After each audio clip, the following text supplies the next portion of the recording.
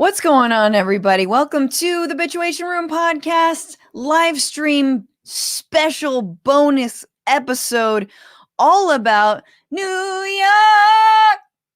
Squibbity, squibbity, Dreams are made of this squibbity doo. Squibbity for Matt Lieb. My way. What was that? Were you trying to do Sinatra at the end? Yeah, that's my impression. My way. That's a very Jewish Very Sinatra. Jewish Sinatra. My Midle diddle die way. What's up, everyone? That is the voice of Matt Lieb, host of Pod Yourself a Gun, Mhm. also The Frotcast? broadcast, writer on Newsbroke, and of course you've seen him on Good Mythical Morning. Yeesh. Hello, Andrew Williams, the only person in the chat right now, because this is for only patrons, Mhm. but it will be publicly available. But we're so excited because we're talking about all of the Andrews. Yeah, it's a big Okay. Andrew day. It's Andrew Cuomo, Mhm. it's Andrew Yang, Andrew Dufresne, the guy who escaped from Shawshank. Julie Andrews, Mm-hmm. because what's she up to? Andy, the kid who owned Woody, isn't that Woody's? Oh yeah, Andy. Andy, yeah. Whatever Exactly. happened to him? Can he like write a proper N for fuck's sake? I now? know, a backwards N. Grow up. Yeah, grow the F up. But I'm really excited. Matt, you have never lived in New York. I've never, but I visited multiple times. Yeah, and he's always saying, "Let's move to New York." Yeah, well, because here's the thing. Every time I visit New York, I go for 2 weeks during the fall. So I assume it's always beautiful out I there. go for 2 weeks during the fall. No, you don't. I've known you for 4 years. You've been New once. York. That's another song. It's about how it's autumn in New York sometimes. Anyway, yeah, not the ideal choice for an episode all about New York. Gonna be totally honest with you. Why? But I know a lot about New York. Ninja Turtles are from there. They are. They're from Brooklyn. Also, the Beastie Boys. Are they? Oh yeah. Yeah, Okay. the Beastie okay. Boys are from Brooklyn. They were always trying to get to Brooklyn. I guess that made sense. Yeah, they're trying to go home. They're trying to go home. Yeah. Yeah. Word. But we have an awesome guest activist Rafael Shimunov, who's going to join us in just a little bit. But I want to say that I think what's going on in New York politics is always very important. It feels sometimes impenetrably large, and because there are so many people, there's a lot going on. I went to undergrad and at New York in NYU, overrated piece of shit school. Was a huge activist in my time there. Got very politicized, and that ended, or didn't end, but it was marked for me in New York when I was part of an NYCLU lawsuit for being arrested in the 2004 RNC. And I wore a shirt, I spoke at the podium, and I think I was on New York One. It was like the second time I was on television. The first time I was also arrested. This is the second time. And I wore a shirt that then had a sticker on it that had an upside down elephant and said police state on it, like an upside down Republican elephant. Cool. And I just yelled like, shame on Michael Bloomberg, because fuck that guy forever and ever. Remember, these were during the mass arrests. But since then, I left New York, moved and generally became a happier person. But I do believe that the people of New York deserve better representation. Mm-hmm. I want to talk about DeBlasio. I want to talk about Cuomo. I want to talk about sort of what the biggest issues are right now, and this mayoral race, which Andrew Yang is jumping ahead in. Yeah, he's going full Yang Gang on it. Yeah, people are very excited for everyone's joining that Yang Gang, and it's a problem. Rats and pigeons are split on this. Rats and pigeons are split. Yeah. Mhm. Pizza Rat, all for Yang Gang, but bread necklace pigeon, he's undecided. Bread necklace pigeon is the best meme ever. If you guys don't know what we're talking about, it's just a pigeon wearing a piece of white bread as a necklace. Yeah, it's the most badass pigeon you've ever seen. I feel like that pigeon is from San Francisco, but anyway, could be. I could see that. That's just me wanting to claim some kind of fame. Mhm. But yeah, let's do it. Let's talk about this, and let's bring in for the discussion for this special Bitchuation Room episode, which you can get by becoming a patron, patreon.com/Bitchuation room. Again, this is how you support this show that is free until we get some kind of sponsorship. Hang on, let me Thought I saw it. I thought if you scroll, I saw it. If you right there, support the show. There we go. Right there. I got it. There it is. I'm gonna edit this out. All right. You shouldn't edit it out. You got to keep the rawness to. Oh this, no, dude. It's gonna be raw on YouTube. That's for damn sure. Yeah, keep that raw. He's a New York based activist, specifically Queens based activist. Works with Athena Group that is currently challenging a lot of Amazon shenanigans. Also on the board of Jews for Racial and Economic Justice, and the co-host of the podcast Jesus Loves, Linda and Raf. As in Linda Sarsour, who's also been on this show. Please welcome Rafael Shimunov. I really rushed to go get like bread to wear as a necklace as you put into me. And then just through the whole episode, I just want to eat it around the circumference while we're chatting. Just a giant. There need to be larger sliced bread situations, like just joke bread. Joke bread specifically for necklaces. That's what you're hoping for. This is what Pee Wee Herman was so good at, like just like giant pieces of toast and like getting a giant, knife and butter to spread the butter and the jam. That shit's hilarious. That was what he was good at. That was what he was known for. That and bicycling and dancing to tequila. Yeah, and jerking off in a theater. Why do we got to bring that up? That was a long time ago. Opening again, so yeah, theaters are opening. Again. Paul Rubens will be the first one there. I feel like he was canceled before canceling was a thing, and I'm gonna go on record and say unfair. It was a Jack theater. You go there to Jack. As a couple, Raf, I don't know if you've had many conversations about Paul Rubens, but we've resuscitated Paul Rubens from the bin of cancellation. Yeah. And we say we uncancel if it's a jack off theater. Which I don't know. Jack theater? Yeah. I mean, what's a Jack theater? You know what I mean? It's a theater where you watch porn and Jack. Yeah, if you're watching porn, like anyway. Listen, you should do it at home. But it was a sting operation to arrest people for no reason other than to boost stats. And they caught Paul Rubens in it. Juking the stats. We've seen The Wire. We've seen The Wire. The tragedy of what you're doing is most people forgot about that. And in your defense of him, you just keep reintroducing it. Yeah. It's we've thought he's been trying to leave it behind for many years now. But we will never forget Paul. I rented out a billboard on Sunset that says I forgive Paul Rubens for jacking off in the theater that time. Sometimes you gotta jack is what it says. Back in the day, that's where you went to go. Oh, that was the designated area for a jack. Yeah, I mean, come on. Raf, so good to have you here. I want to initially talk about Cuomo, and sun setting on one, sun rising on another New York candidate here, New York politician or not politician, but just off the bat, there have been now 7, or I believe even today, there's 8 allegations against Governor Cuomo for sexual misconduct and or assault. You've got the nursing home scandal. You've got people up to, Schumer and Pelosi saying that he should resign. I mean, Pelosi says, look within your heart, which I don't know what the hell that means. That means no comment. Come on. I mean, yeah. She's just like, I still worry about getting destroyed. I've been told there's a heart somewhere. Yeah. If you can find it, look within it.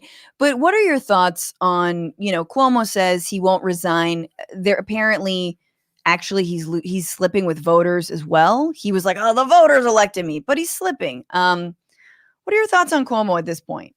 I mean, the challenge with Cuomo throughout his long career as governor and is that we who do the politics stuff, who organize, people who work at community organizations, people who are working at anything like teachers and essential folks around the state know about Cuomo and have known about him for a long time. And his corruption and his bullying and toxicity predates this quite a while. In fact, his first thing into politics was as a campaign person for his father.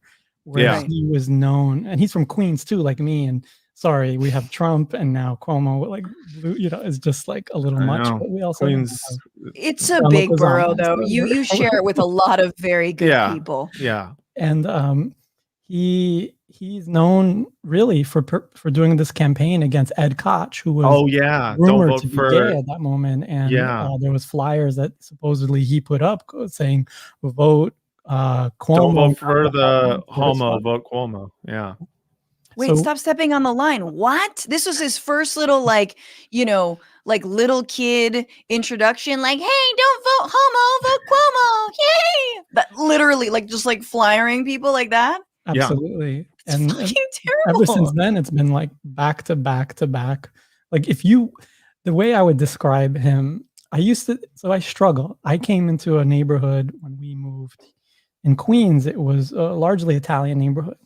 And it became browner and browner, and a lot of the Italians like moved out, and some of them stayed, right? So like there was like one figure in my life who was called Macenza, and she's just like this 3-foot old school like immigrant Italian person. Yeah, exactly. Ricordi a Macenza, che bella Macenza, tutti I giorni Macenza. Cristo bambino.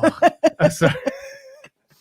It's okay. She can say that. She's Italian. Yeah, exactly. So like we're at this point where a lot of people are like, I want to say he's like a mobster, but that's like this stereotypical trope thing, and I don't want to do that. And I know Macenza would have called him that, but also I feel like but Macenza can. Macenza can, right? But I don't know if I can say Macenza would have, but I mean, I feel like the mafia has way more class. Absolutely. So that's as I thought about it more and spoke to more people, it's more like he's like this phenomenon. If you put Kramer and George Costanza in a room, and they come up with ideas, and that's Cuomo. Like if you go down the list, like literally, it's like episodes for Seinfeld. Like he's got the bad ideas of George Costanza and the just dumb luck of Kramer. Yeah. Like falling ass backwards into a bag of money, and also, you know, telling people he's an architect when he's not. Like we have the second worst outcomes in the nation, Jerry. We have a plan. We're going to write a book about how we have the best outcomes. It's going to be a coffee table book.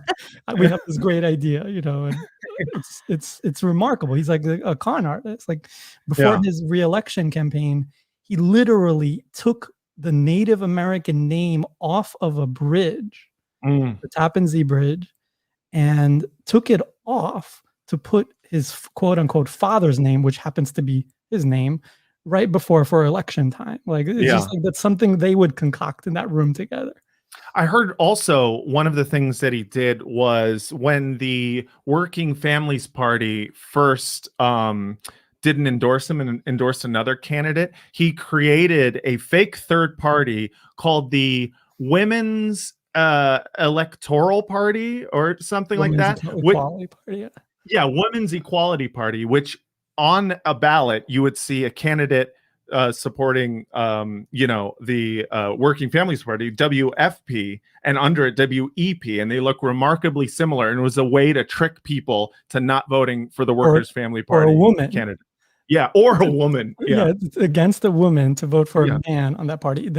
So I worked at Working Families Party during that time. Yeah, and it is a wild story where it's another like Kramer George concoction. Like we're going to create this new ballot and we're going to trick people into voting next to the WFP party. And we're going to tell them to vote for a man, you know, like it's just like this constant just onslaught of like idiocy. Like he did this. The first thing he did after COVID was make our people who are in prisons do slave labor to like make hand sanitizer. Right. And then we found out he couldn't even manage that. And what they did was they faked making the hand sanitizer.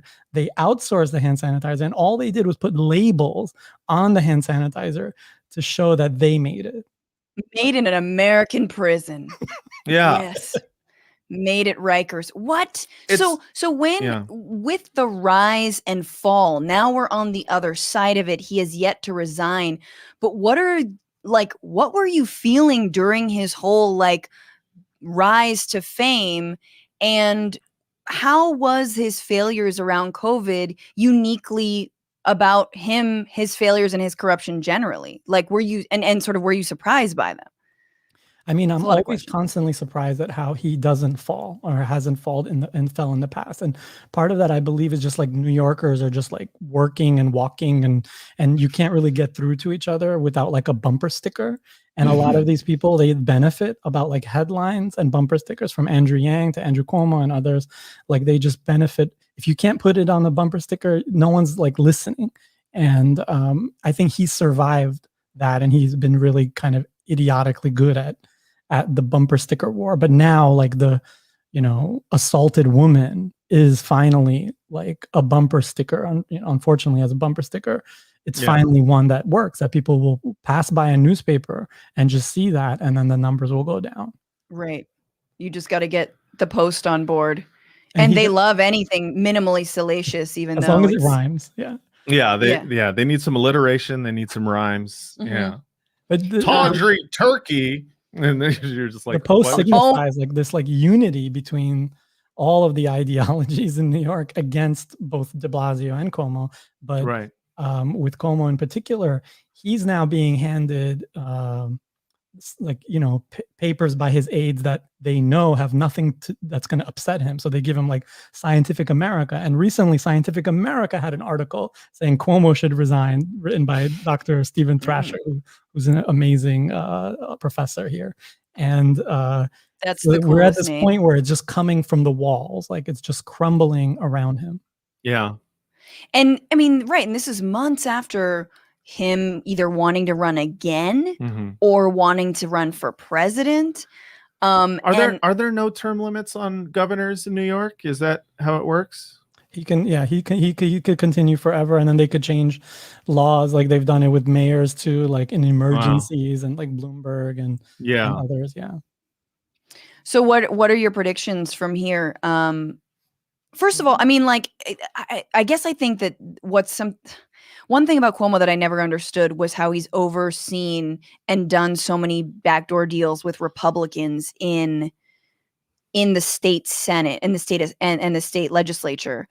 Jerry, I have this idea. We have a triple blue state, but we need power. So we're going to make a deal with the Republicans, and then we're going to cut out all the Democrats, and we're going to deal with just Trump Republicans. And this way we control the whole state. And he was funded during that moment. Cuomo was funded by Trump Republicans. He still is in many ways. To thwart more progressive Democrats.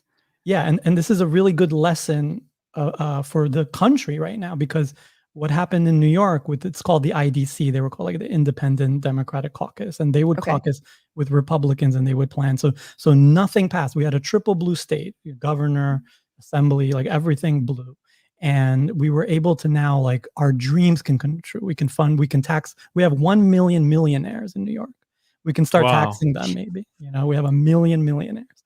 And like that all came to a crashing halt because Cuomo's there as an enforcer to like prevent progress and to water it down. So he kind of, what you do is you just find the weakest Democrats who are like in the middle, and you just shower them with gifts and shower them with funding. And the same thing is happening now federally with the 8 Democrats who are now going to be doing this for Biden, where Biden can say, oh, my hands are tied, I can't do this because of these 8 Democrats. And then they're going to get funded from both sides. So it's a good model for if you're sort of a centrist establishment Democrat who doesn't want to do anything, doesn't want to actually do anything. No fundamental change allowed. It's a great way to have your cake and eat it too. Yeah, but they lost. Like it was a struggle, but we organized around them. And we had state legislators who challenged the IDC and won. And a lot of that is connected to the, I guess like I would describe it as like the poor people's movements in New York, who are member-led organizations. Like you guys volunteered with one of them, Make the Road, at one point, and we did. We all saw each other in person in Nevada. Last about a little bit more than a year ago. Take me back. Yeah, during a time when it just looked like we had the world by the balls. We like Bernie won. There was a rainbow that spanned like all of Nevada after it was just like this gorgeous day. Yes. And we're like, Joy Reid is I going was on drinking MSNBC. vodka sodas at a slot machine, Yeah. like just happy that we had won in Nevada. Anyway, shout out to Make the Road. Yeah, Joy Reid was on MSNBC going, maybe I've misjudged Bernie, and I was just like, wow, it's happening. And then South Carolina happened, and then COVID happened, and then that's all she wrote. Jesus Christ, what a fucking year! What a wonderful before time, though. There was a good month somewhere. I don't even know if it was good. It was just less bad. Yeah. But Raph, I think that's so fascinating. So do you feel like Cuomo's like this final piece that if and when he goes, first of all, concretely, if he resigns, what happens? I mean, then the deputy becomes, Hochul becomes governor, and like, there's no way that she would like be elected after that. Like, there's just too much baggage with the thing, and there's not enough of the support around her. So it does really open it up for really anybody. How much longer does he have in his term? 2 years, I believe. Yeah, it's not much, but that's what the argument some like more conservative Dems are making. Like, why don't we just let this play out? But it's 2 years. That's hella long. He could do a lot, especially now because of Biden. There's a lot of money coming in finally for COVID, and he's famous for basically, if it says 200 million for schools, he's famous for using that for like tax breaks for the rich instead. So he's in this critical moment where he could really prevent a lot of our recovery. And you can pretty much guarantee he's going to just via spite. Like, he is the most angry, just to shore up spiteful support.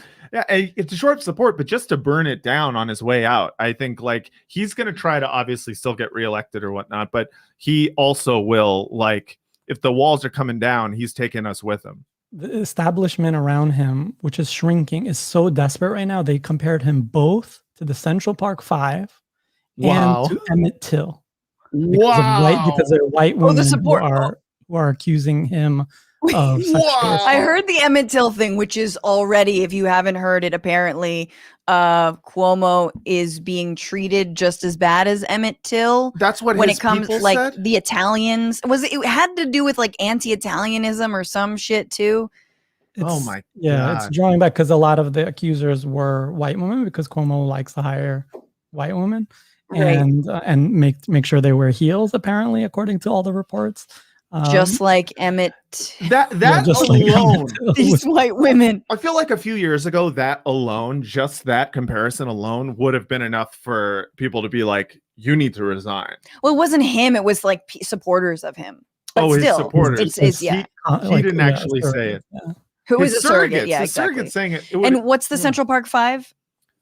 Central Park Five, there was another comparison made by one of his surrogates, and like wrongfully accused by white women type thing. Yeah, again. Jesus Christ. Wow. Man, just who doesn't want to bite off or just have a lick of the old oppression popsicle? I feel just like, seriously though, I just, the world is, they call it cancel culture, but really they're just trying to get their lick in, man. There's a fast melting ice cream cone. And they think that it's real sweet. Somehow they think being marginalized and brutalized is really yummy. It's the one they want to lick. It's the one tool that they don't have in their toolbox. And they're like, oh, I'm going to use it anyways and see what happens with it. And that old Italian man. I'm not part of, as we've talked about on the show, I'm not part of the political, what are the insiders? Yeah, I'm not the part club. Of I'm not part of the club. It's like, motherfucker, your dad was governor of New York for 3 terms. His brother, who I'm arguing with via DMs,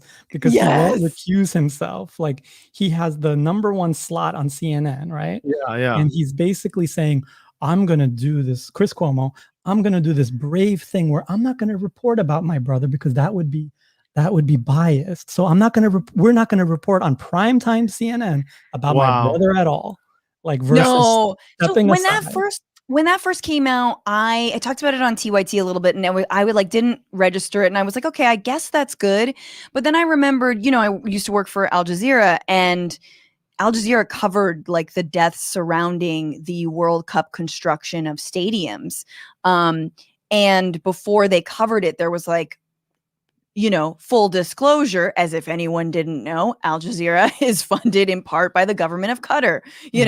Anyway, here's the story. And it's like, yeah, you name the conflict of interest, but you still have to talk about it. Yeah. The idea that he's hiding behind journalistic integrity for not reporting the national news story about his brother, because he's like, well, there's a conflict of interest, is like just the darkest turn into like this Orwellian hellscape that cable news has become, where we're like, we're going to convince people that it is integrous to do fake news now. And it just brings up the fake news smear again. And you go, there's something to it. There's something to being like, CNN, you're fake news, because they're not real. They're not always real. They're not always doing real news.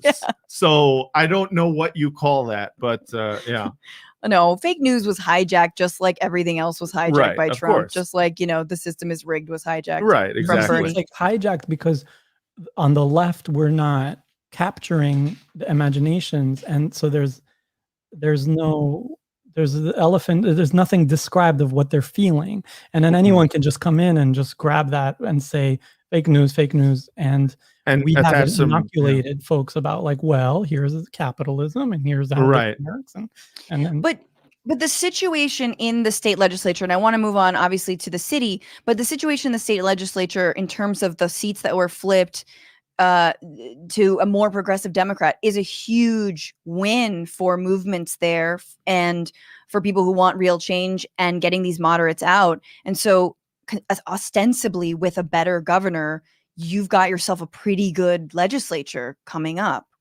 Yeah. And like the big warning to the country too is when we replaced the IDC, the people that Cuomo, the cronies that worked for Republicans, we didn't do it with like the advice of the centrists who are always like, you got to find someone that's kind of Republican to replace them. Right. No, we found like the boldest, like wildest, like left Democrats who replaced them in every neighborhood and then recontrolled the party. Right. And I can see that nationally too happening. So in New York, if he's out, it is, I swear there will be more celebration in the streets than there was after Trump lost.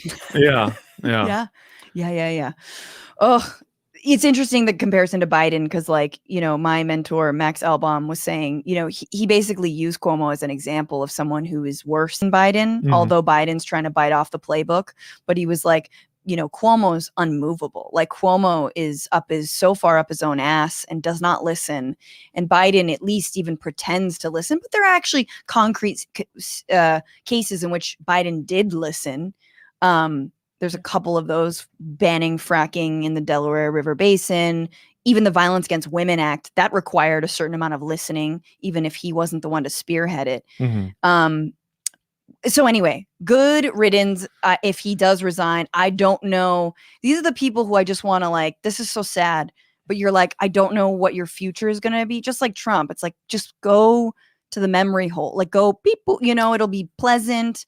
Some kind of just go away. Leave. I think as far as I know, and this is the last thing I'll say about it, is that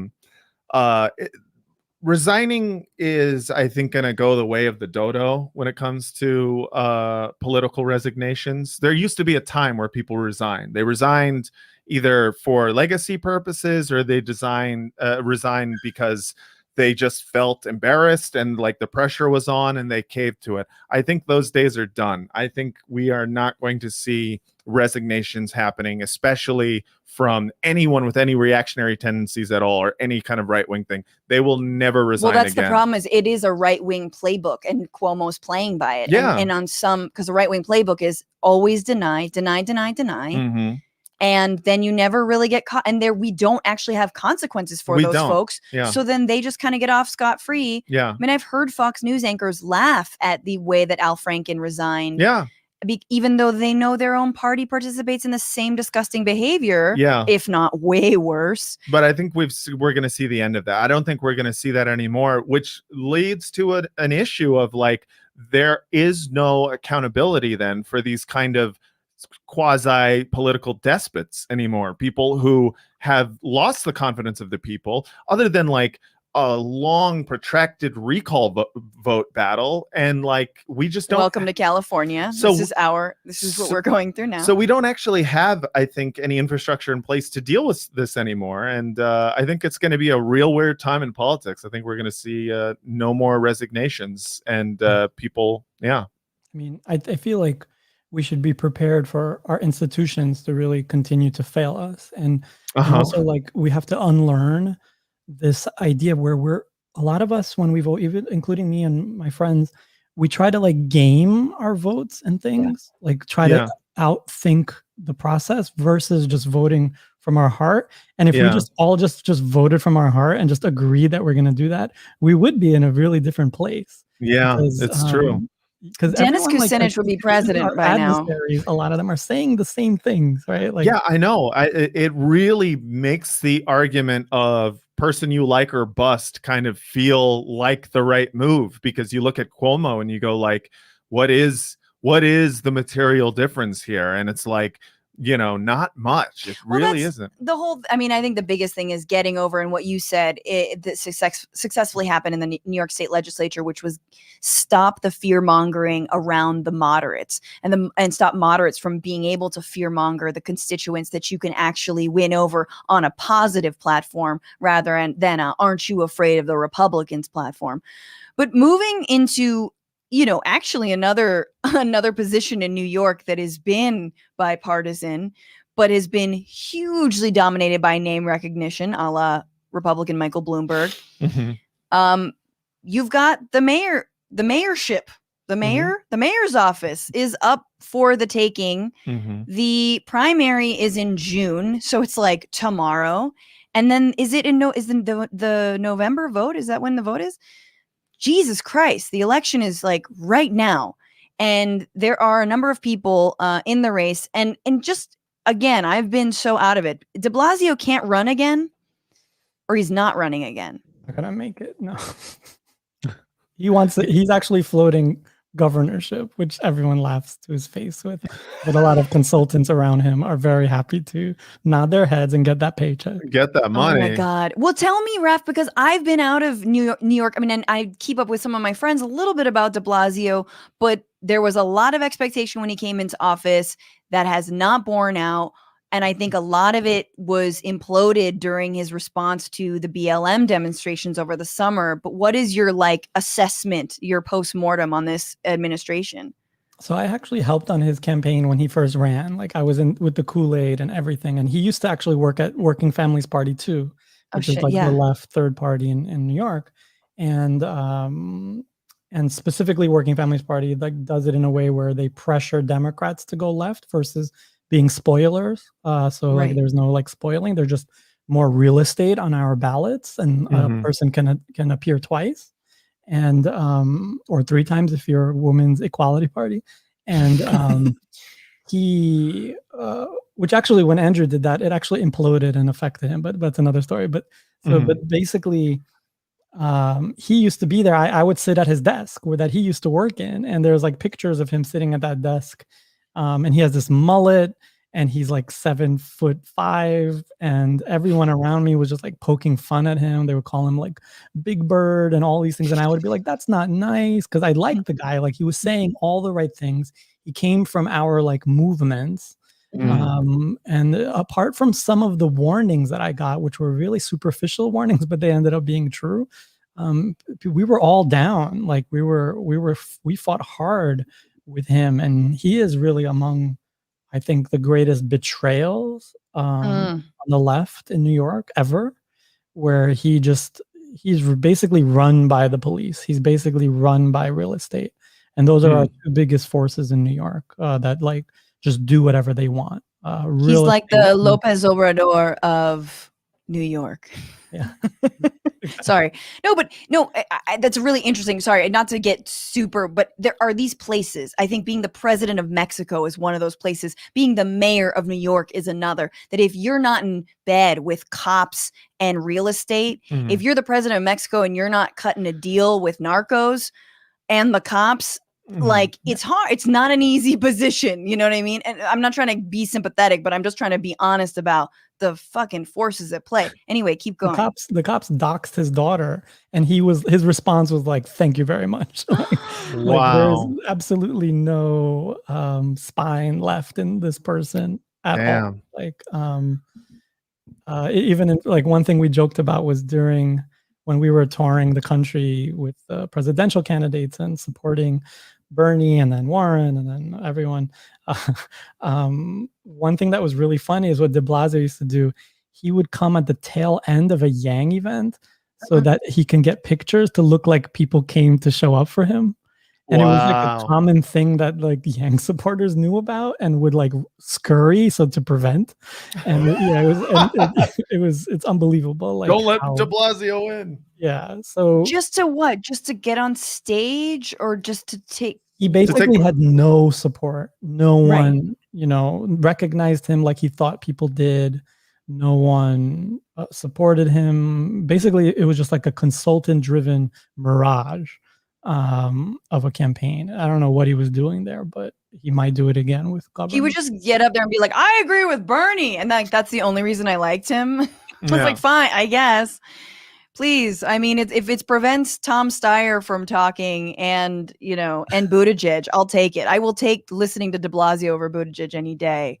But I know I know it's a lot and we're trying to get into it all, but like, what about a good legacy? Like, what good things did he leave? What things one thing he did was the first thing that he did, which we actually did a lot of pre-work as the left kind of electoral and community movement in the city, the coalition, and that was like universal pre-K, and he immediately jumped in with that, and that changed a lot of people's lives. Yeah. And he still touts that. It's kind of pathetic because it's literally the first 5 minutes of his campaign and he's still only talking about that because it's really the only thing that no one can argue with, that he supported that and it happened, and everything else is just mired in fakery.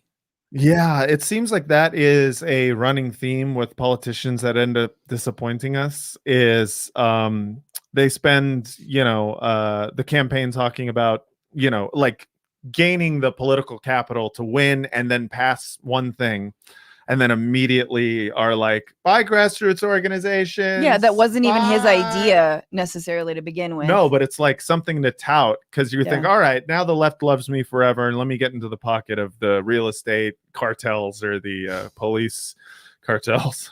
They're all cartels. So, okay, we have to then move to the current slate. And I know you've spoken out about Andrew Yang and tweeted some really excellent sort of very searing critiques of his campaign. But initially he starts running and Andrew Yang, he's got the name recognition, which number one already puts him ahead of other opponents that I do want to talk about. I just kind of want to talk about like who you would vote for and who you're excited about. But in terms of Yang, he did grow up north of New York, I guess in upstate or Westchester or some shit. Where did he grow up again? Yeah, I've clearly done my research. It's really hard to place because they are going to obfuscate everything. But yeah, like just outside. And then his wife is from Queens, so that's legit. So I can't ever hate on that. But yeah, there is a little bit distance, not only in geography, but also in like, as you saw with like his videos and how he talks about the city. There's a little bit like, I call him like the AI mayor candidate. Seriously. Right? So like, he's sort of just like, an algorithm of right. adjusting and readjusting. And here I am holding a donut. I am right. Like let's play a little bit of that. Actually, this is from his bodega. His first time at his first attempt at a bodega promo. This was the first promo I saw him do when he was running for mayor. It was the first time I heard about it, and I was like, "Oh boy, this is going to be a fun campaign." Okay, let's see if I can do this. Oh man, yeah. Okay. No. Come on, Franny. All right, here we go. I support the green tea. Breakfast the champions, some green tea, a banana. How you doing, bro? A banana, pretty healthy. a banana healthy. This is literally my favorite part. So he tries to pick off one banana, cannot, and then just picks up the whole thing. 14,000 bodegas so much. I love bodegas. And we He's gotta not make even sure in a that they bodega. continue to stay open and do their thing. It's He like hands CVS. a large bill.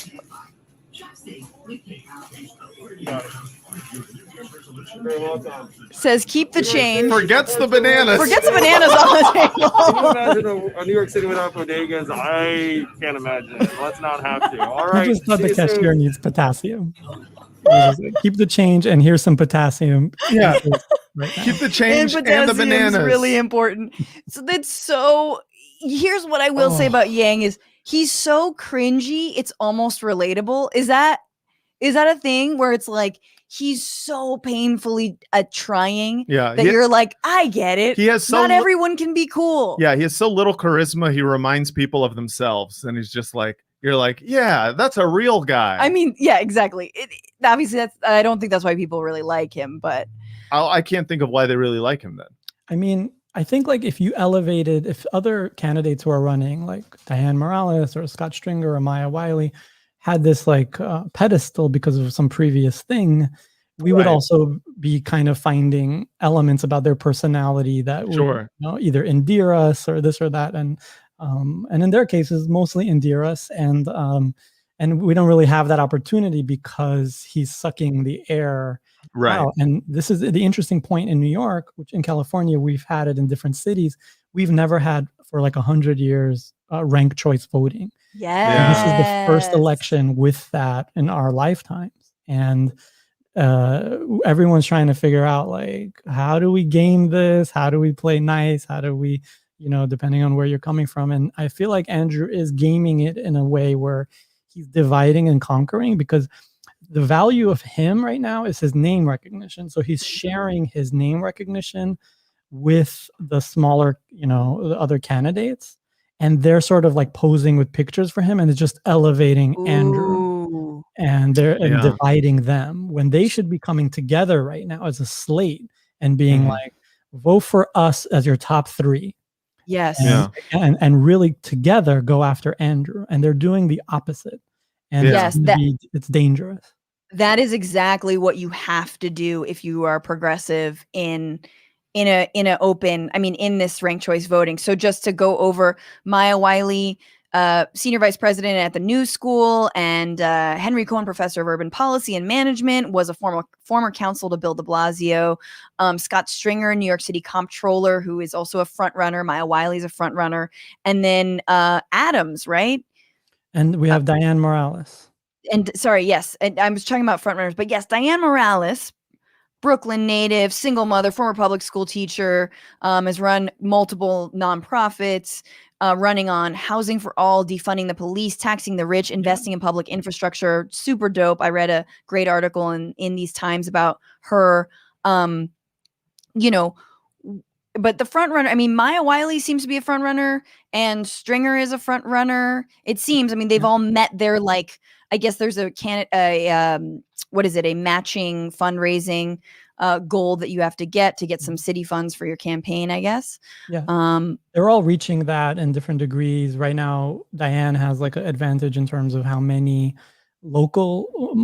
local money she's getting. And, just to put Diane in context to all of these candidates, I've worked with Scott Stringer, who has been kind of an incredible ally to like left movements and immigrants and stuff. Like you wouldn't really picture it. You would see him and stereotype him as like just white dude who's going to just screw people and this and that. But he's really kind of like legitimately put his neck out on the line, oftentimes before it was very popular, when it was risky, and stood with like movements and progressive values.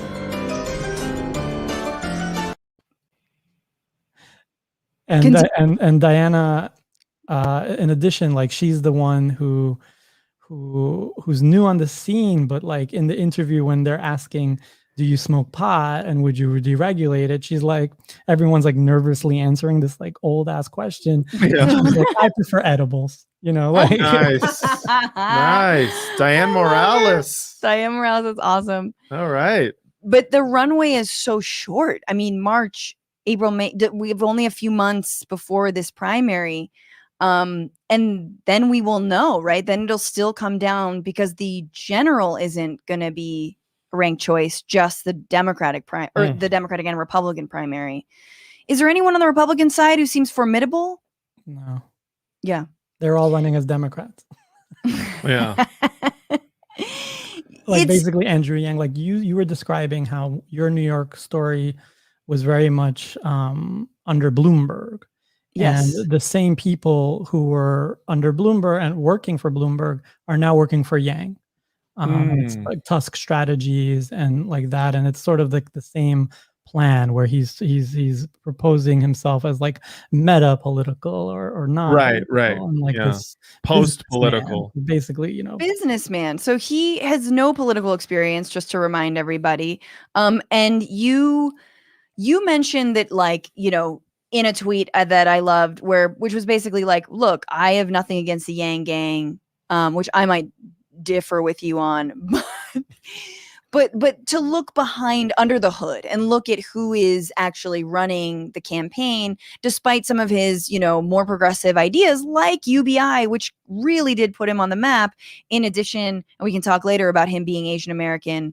And I have a lot of thoughts on that. But what are your thoughts on, like, looking under that hood? What do you see when you open the hood of this campaign? So my initial interaction with Yang had been during the presidential campaign and his supporters. So when I'm petitioning for Bernie, my initial reaction was like, there's a lot of like new young people who are involved in politics getting behind Yang. Yes. And what I noticed, the difference between the Yang supporters and the Bernie ones and the rest, was that they were very new to politics. So they were coming in and, you know, it was a lot of bro culture and all of this toxic stuff that was there, a lot of cargo shorts, like things like that.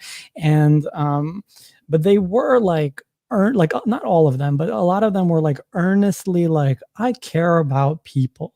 And this man cares about people, and I want to help the person who cares about people.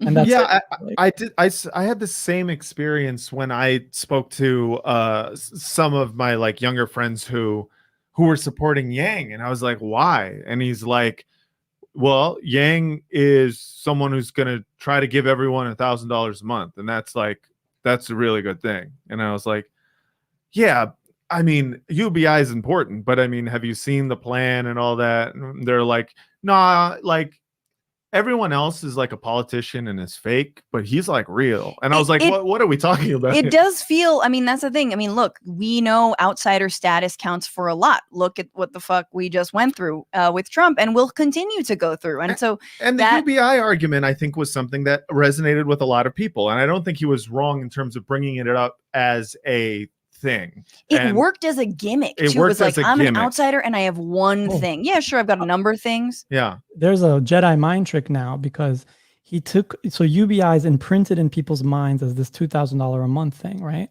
So what he did 1,000, but yes, campaign is 1,000. So what he did for his New York campaign was rename it to just BI, and basically reduce the number where it's not universal. It's going to be 500,000 of the neediest as defined by him. And then we did the math, and it's basically a wage of 96 cents an hour. And if you add that up, that's like, it'll buy you a Metro card every month, like an unlimited Metro card every month. Nice. Hey, $20 in your pocket. Like, oh God, just make it free on the street. Yeah. There again, the bumper sticker politics, they're like UBI, Yang. And then when you say, well, but have you looked at the plan on his own website? It says it's $2,000 a year. That comes out to 96 cents an hour. And he wants to get rid of 15, and he wants to get rid of public services. And it's only for 500,000 people. Yeah. So the net is a loss. Even at 96 an hour, it's going to cost everyone much more, and really line the pockets. So the interesting thing about the people who run his campaign, they literally run his campaign Tusk strategies, is that they aren't just Tusk strategies. They're also an organization called Tusk Venture Capital. And what they do, this is where New York and California kind of meet, because they're most famous right now for screwing California drivers. And they were part of that. They were part of that action where they basically prevented the classification of app drivers to be. Oh. And whoa. The people behind the no on, I can't even remember what Prop measure. 21 or Yeah. 22. 22. Yeah. They're now running his campaign. It's the same like Tusk, like this like stranglehold of like Tusk. You people guys are under- so fucked. Yeah. You guys are fucked. Yeah, I'm sorry. Yeah. We are fucked. But so they're actually, not only did they push, like, are they hired to do the consulting around those kind of things, but they're actually personally invested as like investors in Uber, investors in real estate here and stuff like that. Like they're personally invested, and they have this candidate, and they're advising him, and it's a big mess, right? I mean, I didn't know it was the same lizard people, and now I'm like, shit, that's tough, because they were able to pass that proposition.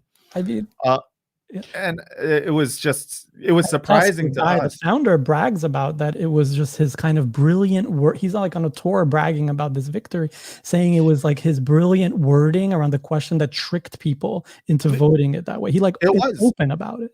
Yeah, I mean, and that was the thing. That was exactly what I had been saying the whole time, which is like in the same state where Bernie won the California primary, people voted for this proposition and did not allow app drivers to get classified as employees. That gave a loophole specifically for these companies. And I said, the only reason that this passed was because of ballot trickery. It was the language behind it made it seem like you were voting so they would get classified as employees and get benefits and all the things that yes and no. There was also just massive amounts of money poured into it. I mean, we were ruined. We got text messages like, "Hi, my name is Shauna and I'm an Uber driver, and man, I need you to vote on this," and just like. But that's endless. The trickery. That's the trickery. I'm bumper talking stickers about. Again. Like they have the bumper stickers, we don't. Yeah. So what is the left in New York, as big as it is, and as I know coalition based as it is? Who are the candidates they're like coalescing around, and is there a sense that there's gonna be some sort of strategy for ranked choice? My experience in San Francisco is that we had two top progressives to go up against London Breed, who ended up barely eking out, but she won, but she almost didn't. We had a fighting chance much more than if ranked choice had not been a thing. Yeah, in New York, when something is close, or even if progressives win by an inch, we're going to lose, because it goes back to the machine for like court cases, challenging numbers, challenging ballots. Like, so we have to always win at such a large level. Right. That it's unquestionable. It's like being immigrants. Like you just have to you have to be undeniable. Work three times as hard, like to get on the same register. So I'm not seeing what I would like to see on the left in New York, where there is this coalescing and like unity ticket beyond this, and to like really fight him on and create spectacles, because he's out there. Everyone is like doing things virtually because of COVID. He doesn't give a fuck. He's knocking on Yang is very much out. Going there, and they're not creating the spectacle to even just get their names out. You know what I mean? But the movement is very much behind. It seems like the Scott Stringer a union is behind Maya. And the younger activist kind of types are split between like Diane leading, and then with Scott Stringer as well. But those three, the other guy you mentioned who's a front runner, Adams, is a cop, and he's going to do very pro police things. Yang really, there's so many red flags he sends to us. I just wish I could, if I sit down with every New Yorker for like 5 minutes, we could get through this. But like, he opened his campaign with a guy, Richie Torres, who is like a new rep who used to be in local government here, and he is the most like sellout person you'll ever meet. And in his case in particular, there's a letter in New York of all the mothers who lost their children to NYPD violence, basically saying he betrayed us. He looked at us in our face. He betrayed us. Do not trust this person. And the first person, he serves the Bronx, which is among the poorest, most marginalized communities in the U.S. And if you measure certain things all across the world, and his first action as an elected rep there to Congress was to do events like pinkwashing Israeli annexation. That's right. So like he's very much positioning himself as like the receiver of like all the dark money, all of the bad influence stuff. And Yang chose him not because he's skilled or anything, as a signal that to all the bad guys, like this is our dude. And Yang has kind of tried to cover that by trying to do this libertarian thing where he's also like posing in pictures with lefty people and bringing on some of those people and trying to position himself as beyond politics. And it's unfortunately, I don't know if it's working because it's just his name, but it is very dangerous. It's a formula that's worked here before, you know? Yeah. I mean, I wanted you to actually just give, I mean, before you give a pep talk to anyone who is considering voting for Yang, I do just want to mention that he recently spoke at a press conference about anti-Asian violence, and his solution, I'm not sure if it's better or worse, but it's in the same terrible vein as his first solution to anti-Asian violence that he put out in the form of an op-ed in the Washington Post, which was to, quote, be more American. And that was his advice to Asians. He says, this was from that op-ed, we Asian Americans need to embrace and show our Americanness in ways we've never before. We need to step up, help our neighbors, donate gear, vote, wear red, white, and blue, volunteer, blah, blah, blah, blah, blah, and do everything we can to end the crisis. In other words, don't wear such short skirts, right? Yeah. So you won't get raped, and don't be so Asian, so you don't get hate crimed, right? Which my friend and comedian Jenny Yang, who's been on the show, had a hilarious response to. She actually went out on a street corner and like just like waved an American flag, like, "It don't hurt me," and he followed that up by saying, if he's elected mayor, he'll create an NYPD anti-Asian hate crime task force. And like the temperature of where we are is in like lower, like in the Asian communities, in the East Asian communities in New York, like in Queens and in Lower Manhattan and parts of Brooklyn, is like to decriminalize things, to like have these like solutions where we're investing in communities. That's like the forefront of the conversation. And he's going back to like more police, when he himself took a tour in Queens of with like organizers of sex workers in Flushing, and he was shown how police brutalized one person and many people, but one person in particular, the Yang Song story, where she was in the massage therapist thing, and then they basically did a raid after like torturing her to become an informant and all of these things, and she fell out. She jumped out a window during the raid and lost her life. And our local electeds in Queens gave him the tour,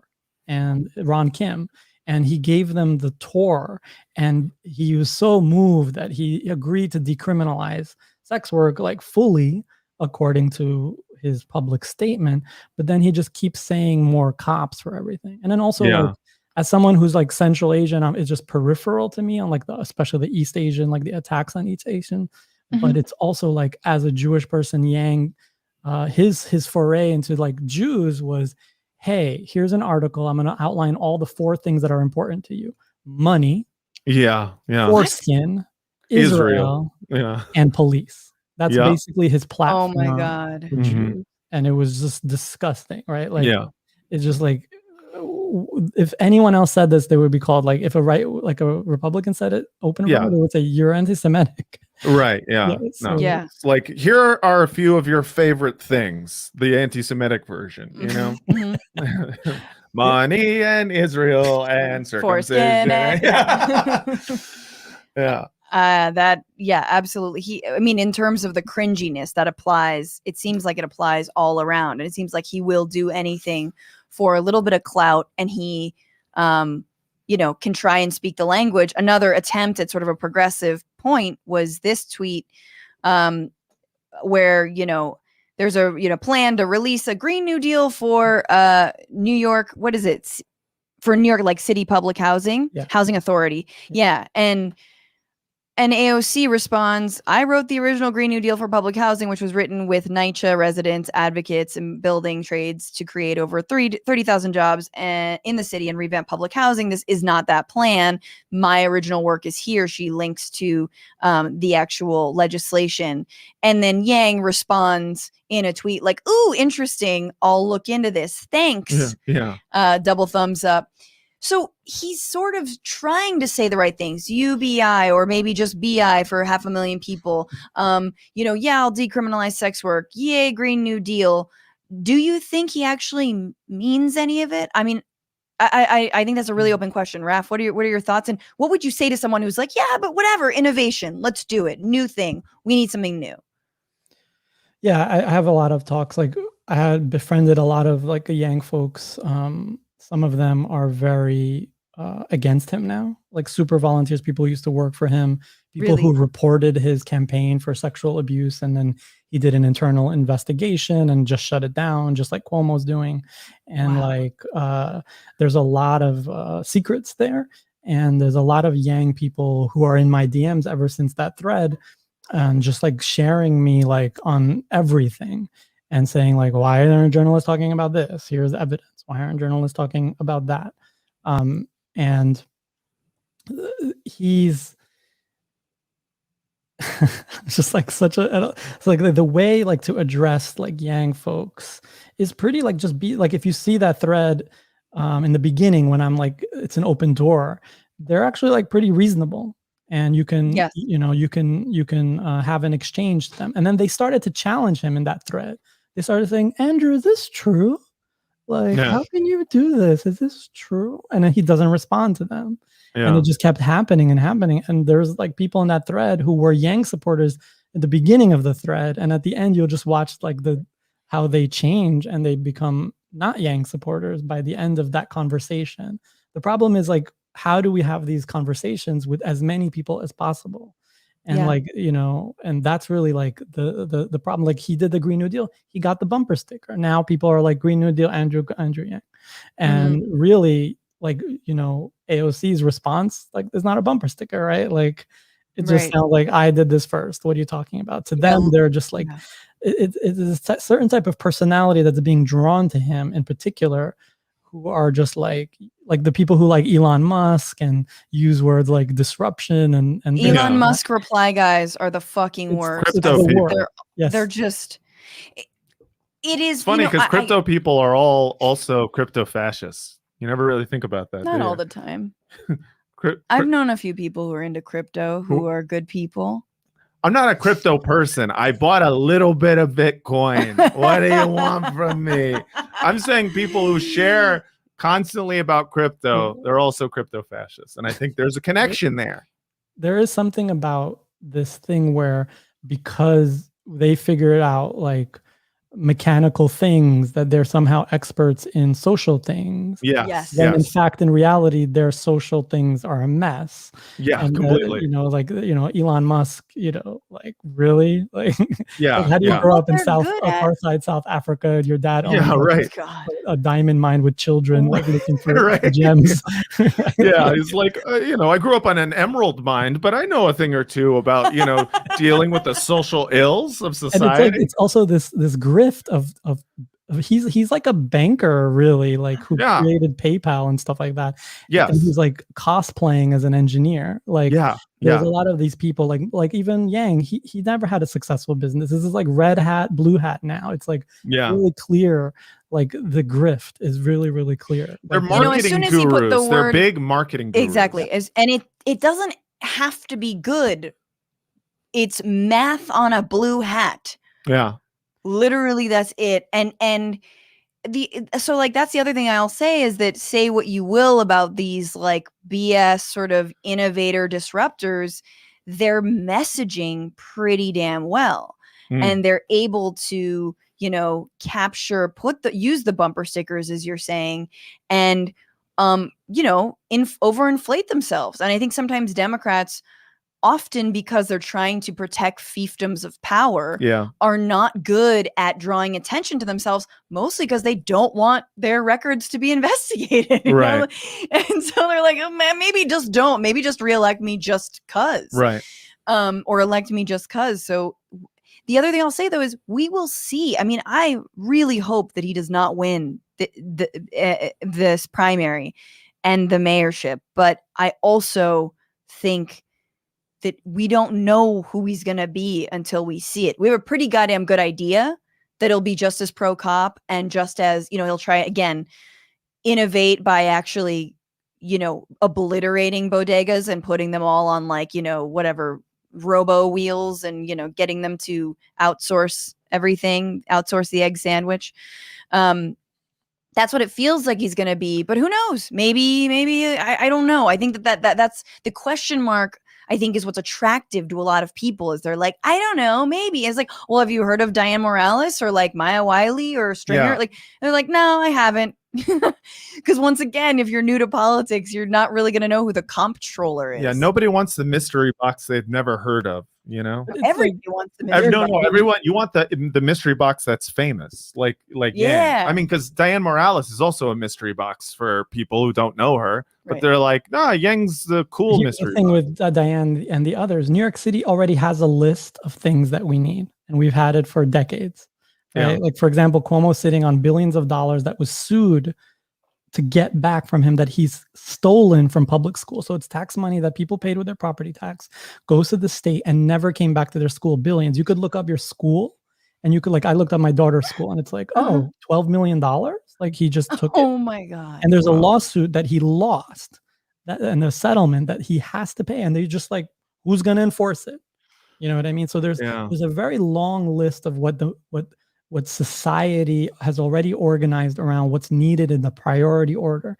And these candidates, Diana Morales, Scott Stringer, to some degree Maya, are going to listen to that. They use words like co-govern, they use words like, those kind of words versus Andrew Yang, who's going to come in and be like, hey, just like his tweet, he says, you know what would solve the police crisis with Black Lives at the peak of Black Lives Matter uprising? He said, call them guardians and make their uniforms pretty. That's literally what he said during his presidential campaign. Yeah. He's just going to go in and try to be seen as this change maker and this thing. He's going to throw out that list.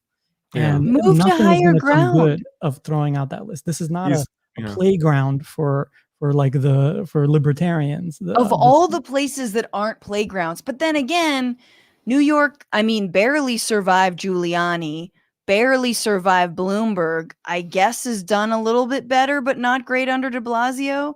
The track record isn't good. I'm like, but you can Andrew Yang will absolutely oversee the streets of Fifth Avenue turning into gondolas when it all gets flooded by climate change. And then he'll be like, free gondola rides. It's good. We're innovating. Yeah. Universal basic gondolas. Cool. Thanks, Andy. Don't give him ideas, please. Do not. This is, what's worse than a Seinfeld?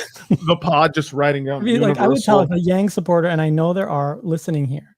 I would tell them to go look at the Rubin Report interview with Yang and watch how he nods his head when Rubin Report and other right wingers that he constantly goes on. He goes on platforms with white supremacists. Joe Rogan goes on those platforms, and he's nodding his head when they are saying things like, "Hey, so you're going to use this as a Trojan horse, right? To get rid of public services. You're going to use UBI, right?" And he's sort of just nod, wink, and then I'll DM him, and he responds, and I'll DM Yang, and he'll be like, I'm just trying to make it a big tent. I'm trying to get all it takes to get everyone's support. But really, So Yang's DMs are open, you're saying?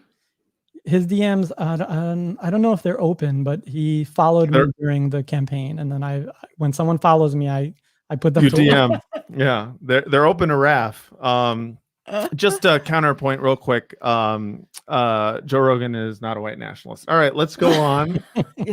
Please make space to defend Joe Rogan. I'm not trying. The Joe Rogan comparison is really important because Joe, I've listened to Joe for years. And I've always come to the conclusion that if you can't convince Joe of something, you're going to lose the country just because I could at least agree that apart from the racism and the sexism and all of the toxicity around him, that he is often influenced by the last person he speaks to in a genuine way. And to me, like, that's like the best case scenario for Yang. The problem is all the people surrounding Yang are like the worst trash in the city. And that's what's scary. And with so it is like sort of like the Joe Rogan kind of aspect there. Surrounding himself with trash. So he's like the pigeon with the little cutout bread around his neck. If I go on Joe's podcast or where you go, he'll like be talking like a socialist, and then if someone else will be going on, he'll sound like someone who wants to bring concentration camps back. I'm not saying that's evil, but that is someone who has a huge influence, and we don't have to talk about Joe Rogan, but who has a huge platform, whether it's Yang or Rogan or anybody, but who's actually not smart enough to be able to carry that platform, and who doesn't actually have their own ideas, original or not. Don't make that little face, Matt. Matt's making a little. I'm not making a face. I'm just saying, like, Joe, if you're out there, let me on your podcast. No, I never listened to it. He's too dumb for me. But I Yang understand. Is not. These people are not smart. Like, what I'm saying is they're not like Yang. Just sounds like he's yesing people to death because he wants to be liked, but he actually doesn't stand for anything. And he's like, I'm open to innovation. Again, it's the Musk, it's the Yang, it's the Rogan, it's the like I'm open-minded and apolitical, and I don't understand history very well. And I don't actually have a really strong moral underpinnings, nor have I ever faced that much adversity in my life to really guide me towards some moral underpinnings. Yeah. I think he represents kind of the standard American dumb guy. And I don't mean that to denigrate all Americans as dumb, but I'm just saying the majority of people who taking a interest in politics is not really their everyday thing. And all I'm saying is that some people use his dumb guy energy for good and some people use it for bad. Sure. I do wish he would stand up to right wingers a little bit more and not platform them. But that's just my Joe Rogan. No, yeah. No, but I think we're talking about people in the same vein, which is really interesting. Yes. Anywho, Raph, this has been so enlightening, and I feel like I've gotten up to speed on the last 20 years of New York politics that I've been out of it. But is there anything else you want to add? Are there thoughts about like broadly your city and the state? What gives you hope right now? Slave-made hand sanitizers. So I'll give you something that's really hopeful. Yeah. So right now we have Jamal Bowman from the Bronx, new squad member. Very exciting. Hell yes. Jay Fredge was Jewish for Racial and Economic Justice, was really part of that team. And we were really celebrating that. And I'm just watching how he shows up legitimately and is really exciting. But I wanted to say that there's another secret squad member in the making happening. Ooh, so we had in Bay Ridge and Staten Island, we had it's a very mixed community ideologically. And like a lot of police live there and a lot of like people who are racist live there, but also it's changing. And they elected, we kind of took back that community with this guy named Max Rose, which the progressive movement, he was like a veteran and he was in the middle, and it was a mistake because he wasn't really progressive, but enough people fell for the idea that, a moderate person would do it. And so the movement fell in line behind him and he got surrounded by the movement and they won. And the problem is he couldn't hold on because everyone hated him because he was kissing Trump's ass. He was doing like this militant stuff. It was a real problem. So the right hated him because he voted once or twice on something that's like decently human, moral. And then the left hated him because he like betrayed our values with Trump and stuff. And he lost because for the re-election, the movement wasn't there for him this time. But now the numbers there have changed. And there's this young woman, Brittany Ramos de Barros. Yes. She's Afro-Latina, veteran, anti-war. Like she's kind of like semi-famous among the anti-war crowd. And she's making a move there that I really believe in. And I'm like early on, like just throwing down. And she's going to be the next squad member. And I think if people want to see another AOC out there, another Ilhan, another Rashida, another Jamal out there, and Ayana, this is the person to support and bring up. And God knows we have a lot of people, because right now the person who beat Max Rose is a Trumper, like a Q and non-Trumper. Now she's a person. She's like the anti-squad in Congress. This is Staten Island, right? Yeah. And I remember Max Rose a little bit. I actually wasn't up on that he was beaten, but yeah, that is great. Yeah, I really want to interview Brittany. She is like literally Trump. She was like rah with the Capitol riots. Like she was just like incredibly dangerous person. And we're gonna unseat her, and you're gonna need the whole country to get behind this race and flip a seat from a QAnon Trumper to another squad member and grow that team and that voice and the thing. So it's really a really exciting time right now. Nice. Now, tell me her name again. Brittany Ramos de Barros? Yes. All right. And it's I want to get congress.org. BrittanyRamos.org. Okay. Amazing. Rafael Shimunov, everyone follow him at Raf Shimunov on Twitter. And thank you so much for doing this. I love this in-depth conversation. Thank you so much, Matt Lieb, for being here. Hell yeah, dog. No, happy to be here. Shout out to Joe Rogan. I'm just kidding. Fuck you, Matt. All right, you guys, everybody be well. Remember, fight the power, fuck the patriarchy, and don't just bitch about it. Be about it. Bye. Bye.